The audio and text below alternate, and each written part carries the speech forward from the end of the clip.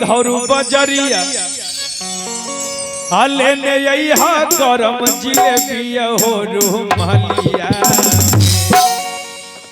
पत्नी कहती है कि पिया जइहा की धरू बजरिया आले ने यहा गरम जिलेबिया हो रुमालिया। यानी डब्बा में नहीं लाना है, रुमाल में लाना है ना, हो रुमालिया। और लाना कैसे है कि पिया हो बांधलिया साइकिल के हैंडल,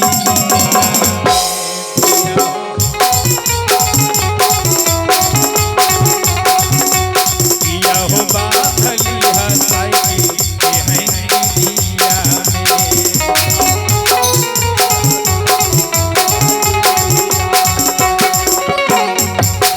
ये गीत हम आपको खड़े होकर सुना देते हैं।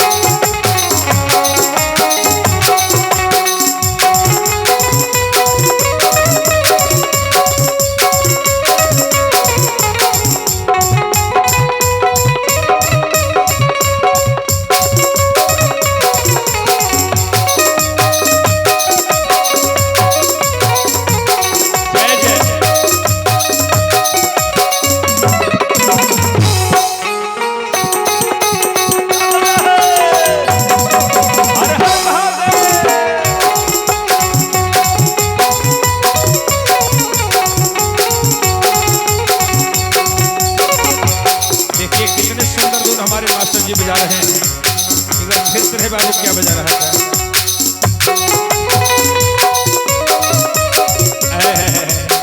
कितने सुंदर धुन बजा रहे हैं। और पियावा तिलदार मिललई है, माना है मोर बतिया।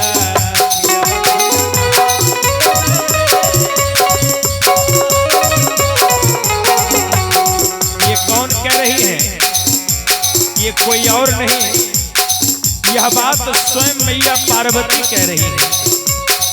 जब मैया पार्वती जी की शादी हो गई और भोलेनाथ जी के घर गई कैलाश, और थोड़े दिनों के बाद जब लौट करके आई तो सारी सखियां मैया पार्वती से पूछती है कि रे सखी बताओ ना, ससुराल का समाचार क्या है? भोलेनाथ तुम्हें अच्छे से मानते हैं ना? तो मैया पार्वती भोलेनाथ की बड़ाई करती है कि रे सखी जितना बड़ाई करी भोलेनाथ के, आहा जितना बड़ाई करे सब कम हो जाए। सुना ना कहत तारी, और भोला तिलदार मिललई है, माना है मोर बतिया।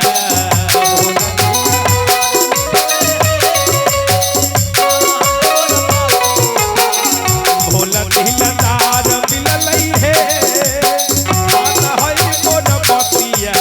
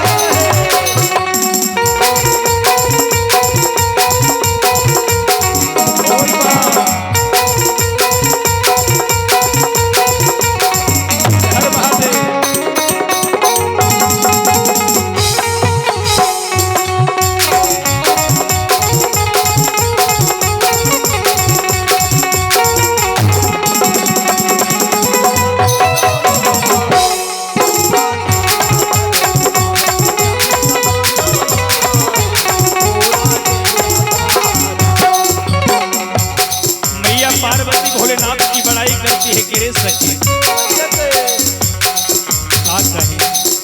भले मेरे भोलेनाथ श्यामले हैं, काला कलून है, जटा जूट रखते हैं, भांग खाते हैं, गांजा पीते हैं, पर्वत पहाड़ पर रहते हैं, लेकिन क्या कहिए मैया पार्वती कहती है और सावर है साजना सखी नहीं है तन को तू कहे बोलियो से माधव छुई बड़ी हसन कहे।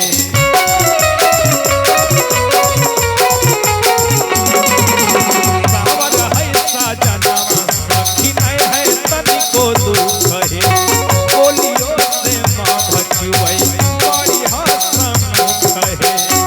करही पियावा पर गुमानवा है, करही पियावा पर गुमानवा है। मैया पार्वती कहती हैं और सावर है सजनमा सखे और नहीं है तनिको दुख है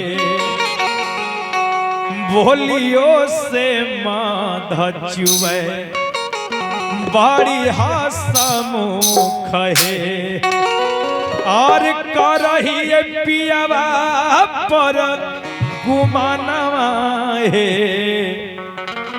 मैया पार्वती कह रही हैं और करही पियावा पर गुमानवा है। अच्छा काहे नहीं गुमान करेंगी हो, आखिर क्यों नहीं गुमान करेंगे? विचार कीजिए, हम और आप 10-20 हजार का महीना कमाते हैं, हम और आप 10-20 हजार का महीना कमाते हैं, तो हम और आपकी पत्नी कहती है हम केकरा से कम ही है, हमरो मर्दबा 20 हजार का महीना कमावा है। गिधौरे में है ना? हाँ गिधौरे में जब 10-20 हजार पर इतना गुमान है हो, तो भोलेनाथ तो तीनों लोक के मालिक हैं, तीनों लोक उन्हीं का है ना? सोचिए मैया पार्वती को कितना गुमान होगा। जब 10-20 हजार पर इतना गुमान है, इतना अकड़ है, तो है 3 लोग पर कितना गुमान होगा।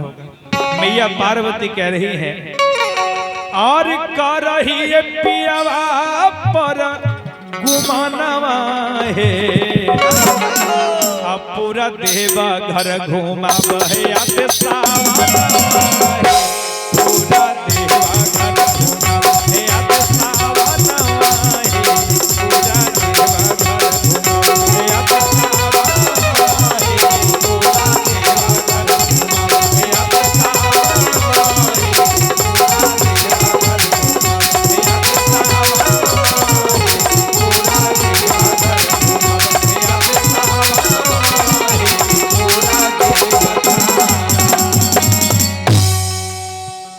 भोले शंकर भगवान की जय।